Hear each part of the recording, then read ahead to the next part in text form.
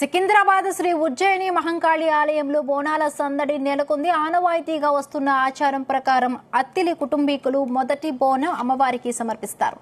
అమ్మవారికి మొదటి బోనం సమర్పించే ఆనవాయితీ అత్తిలి కుటుంబీకులకు ఉందన్నారు అత్తిలి అరుణ. ప్రతి ఏటా క్రమం తప్పకుండా అంగరంగ వైభవంగా జోగిని శ్యామలతో బోనం ఎక్కించి అమ్మవారికి సమర్పిస్తామన్నారు.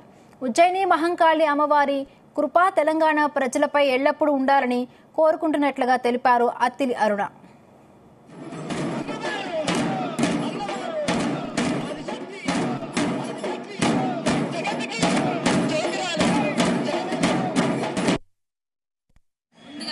తెలంగాణ ప్రజలందరికీ కూడా బోనాల పండుగ శుభాకాంక్షలు.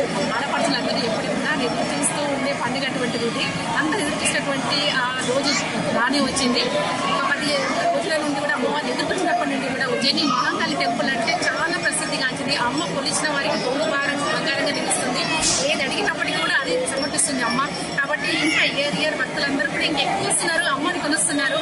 మేము ప్రతి ఏటా మా అత్తిలి ప్రాంతం నుండి మేము దగ్గరగా ఒక ఐ థింక్ 25-27 ఇయర్స్ నుండి తొలిపోని అమ్మకు సమర్పిస్తున్నాము. జోగిని శ్యామల కూడా తనతో తెచ్చి మన అమ్మవారికి సమర్పిస్తున్నాము.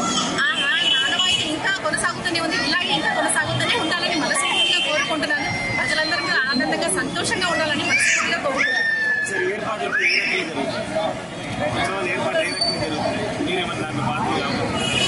తరఫు నుండి అన్ని బాగానే ఉన్నాయి.